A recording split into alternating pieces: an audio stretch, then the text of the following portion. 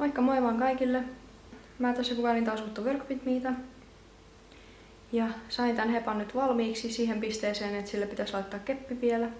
Niin mä ajattelin, että mä teen nyt samalla sitten kepin kiinnityksestä videon, kun sitäkin on niin paljon kyselty. Sen pidemmittä puheitta lähdetään vaan suoraan tutorialin pariin. Eli mä kerron eka tarvikkeet, mitä tarvitsee, jos kepittää tällä mun tyylillä. Eka nyt on, että sulla on se hevonen, joka on täytettynä. Mä tykkään itse tehdä ihan valmiiksi asti nämä hevoset ja sen jälkeen vasta kepitän. Mutta jotkut kepittää jo aikaisemmassa vaiheessa. Mutta itse tosiaan teen hepan ihan valmiiksi ennen kepitystä.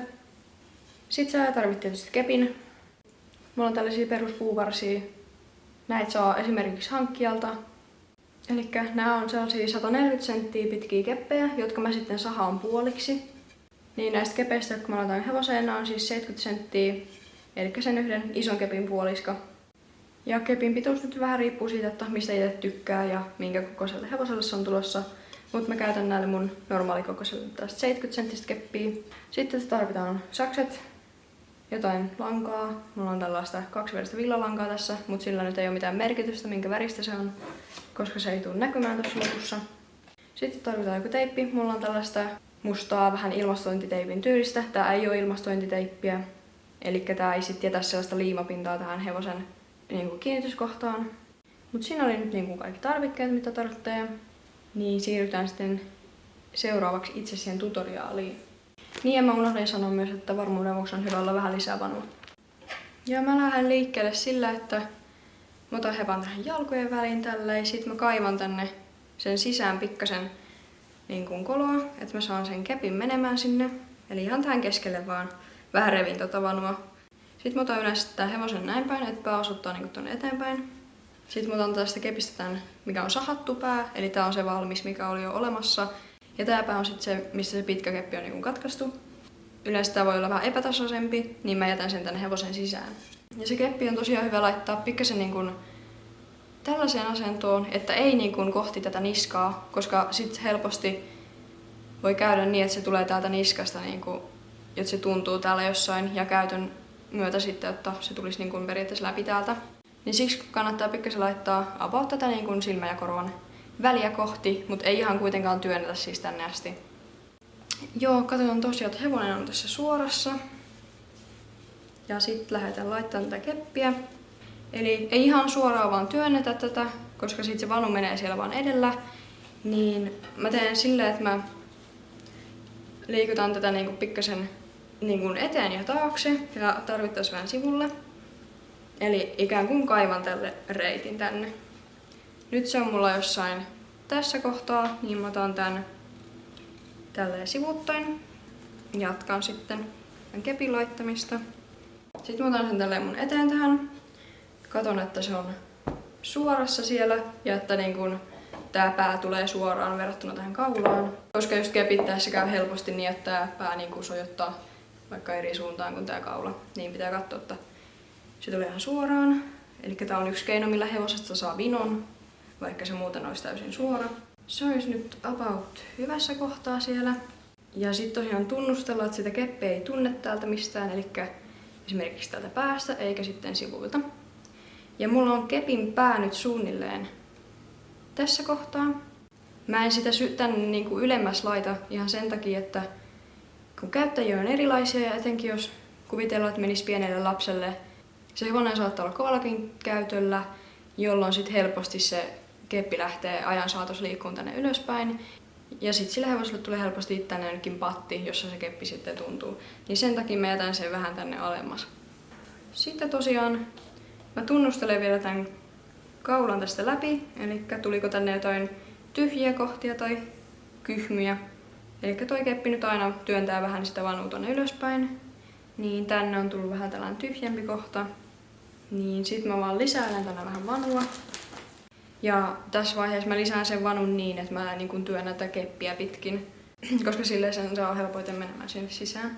Tässä on kans vähän tällaista kyhmyä tullut, niin mä levitän vaan tätä vanua, asettelen paremmalle paikalleen.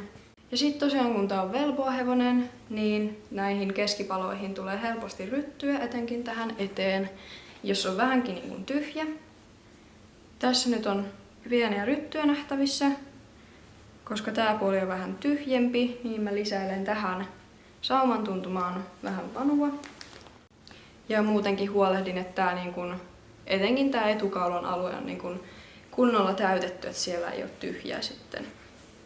Koska se on se, mistä ne rypyt johtuu. Elikkä näin. Nyt siinä ei ole enää mitään ryttyä havaittavissa. Niin sit voidaan siirtyä tähän kiinnitykseen. Sitten varmistetaan kanssa, että tää keppi on täällä hevosessa suorassa. Sitten vielä ennen kuin päästään kiinnittelemään, niin on tää alakaulan täyttäminen. Eli varmistetaan, että tännekään ei jää mitään tyhjiä kohtia sitten, kun tästä laittaisi narun kiinni. Eli lisäillään vanua. Näin, eli enää ei jäisi mitään ryppyjä tähän, eikä tyhjiä kohtia. Se on hyvä siinä. Sitten mä otan tätä lankaa. Ja siis usein näkee sitä, että monet kiinnittää pelkästään langalla. Mutta mä oon todennut, että se ei ole hirveän niin kuin pysyvä tapa kiinnittää. Ja varsinkin jos siis ajatellaan, että näitä keppihevosia menee ihan niin kuin lapsillekin, niin usein näkee just sitä, että se, jos on pelkästään langalla kiinnitetty, että se on sitten purkautunut. Joten mä nyt käytän tällaista tekniikkaa, jossa mä käytän lankaa ja sitten teippiä ja sitten mä laitan vielä ton kankaan tohon. Eli mä jätän näihin hevosiin tänne alle tällaisen kiinnityskohdan, että mä en lopeta niin kuin sitä kangasta ihan tähän, koska sit se on aika mahdoton, jos sulla ajatellaan, että kankaan reuna menisi tässä, niin sit se on aika mahdoton kyllä kiinnittää. Niin, mä otan tosiaan tämän kiinnityskohdan tästä näin tiukasti käteen, katsotaan molemmilta puolilta, ettei jää ryppyjä sinne. Ja sit mä alan vetää tätä lankaa tähän, niin kuin mun käden yläpuolelle. Ja tosiaan mahdollisimman tiukalle vedetään. Eli mä ekalla kierroksella laitan siihen solmun jo. Ja sit tosiaan vaan pyöritetään tästä ympäri tätä. Sitten kun mä oon tehnyt toisen tuplasolmun tohon, niin mä otan käden sieltä pois ja sit vaan pyörittelen tähän. Eli laitan ihan tänne ylös ja sit niin kuin koko tän mitalta. Että se hevonen pysyy sitten paremmin siinä. Ja että tästä kiinnityskohdasta saa silleen niin kuin litteemmän. Ja sit vaan laitetaan solmu. Tai siis sellainen tuplasolmu, että se ei lähde aukeamaan. Ja mahdollisesti lyhennetään nämä ylimääräiset päät tästä. Tässä vaiheessa, jos kevistä heiluttelee sen hevosen, ei pitäisi enää heilua siinä kepissä. Mutta tässä vaiheessa, ja jos tosiaan tekee pelkän lankakiinnityksen, niin sähän saat, vaikka sitä lankaa olisi siis koko matkalta tässä kierritetty päälle, niin sähän saat sen kepin sieltä nypättyä kyllä pois. Et kyllä sen niin kuin voimalla sieltä saa sitten pois. En nyt usko, että kukaan tahallaan sitä alkaa sieltä nyppimään, mutta itse en tosiaan suosi lankajuttua sen takia. Seuraava vaihe on tosiaan, että mä laitan teippiä. Ja mä laitan tämän teipin siis ihan tähän yläreunaan. Ja siis mahdollisimman tiiviiksi ja tiukaksi laitetaan tämä. Eli tässä keppihevosen kepissä pysymisessä yksi avain on se, että nämä on niinku tosi tiukasti laitettu.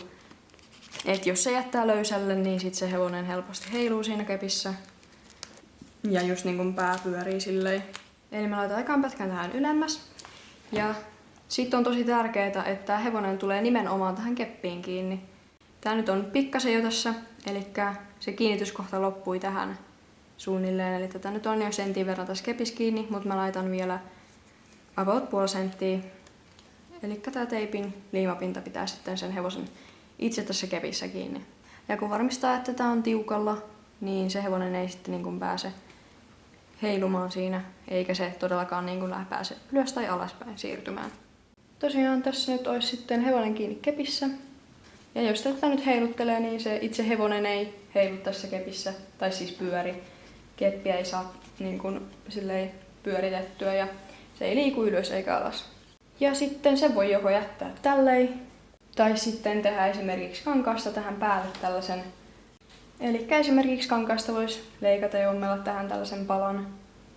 Ja itse mä tosiaan käytän tätä, että mä teen niin kuin kankaasta tosi mahdollisimman samanväristä, mitä tää hevonen on. Leikkaan tällaisen siis suorakulmion mallisen palan. Sitten mä ensin ompelen sen kiinni niin kuin tähän hevoseen, eli koko matkalta täältä.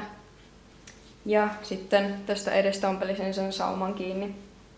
Ja tosiaan mä en tee siitä niin kuin tämän pidempää. Eli se tulisi jotain noin sentin yli tästä teipistä. Sitten mä laittaisin tähän vielä kaksipuolisen teipin tähän kepin ympärille, jolla tää sitten pysyisi siinä kiinni, ettei se lähtisi sitten niin kuin nousemaan. Mutta mä nyt en sitä sen enempää näytä tässä videolla, jotta jokainen tehköön niin kuin haluaa. Voi jättää joku tällaiseksi. Laittaa esimerkiksi vielä jonkun toisen nätimmän teipin siihen päälle. Mutta koska tää hevonen nyt ei mene kepin kanssa, niin mä tein nyt vaan tän tutoriaalin, jossa mä näytin teille miten kepitetään. Niin sen takia nyt en näytä tota kankaanompeluun tohon. Mut se mun mielestä ei ole millään tavalla vaikea, että tekee vaan sellaisen suikaleen tähän ja kiinnittää sen hevosen ja kepin ympärille. Ja sehän nyt ei oo tosiaankaan mikään pakollinen vaihe. Mutta sitten tosiaan sen pidemmittä puheitta. Tässä oli nyt kaikki tästä tutoriaalista. Ja tosiaan kepin kiinnitystapoja on aika monia, että jotkut käyttää ihan rautalankaa tonne ja jotkut tekee tosiaan sen pelkän lankakiinnityksen, mutta itse en sellaisia tapoja käytä. Koska mitä mä oon testannut, niin kestävimmän saa just silleen, että laittaa pari kerrosta tonne niin kuin lankaa ja sitten teippi päälle. Ja mä teen tähän kankaasta vielä semmosen niin sanotun suojuksen, että se näyttää sitten vähän nätimmältä. Mutta tää oli tosiaan mun tapa nyt kepittää keppihevonen. Kommentoikaa vaikka alas, että jos te teette hevosia, niin minkälaista tapaa te käytätte kiinnittämiseen. Ja tähän olisi nyt aika päättää tää video. Kiitos jälleen kerran katsomisesta ja ei muuta kuin ensi videoon. Moi moi!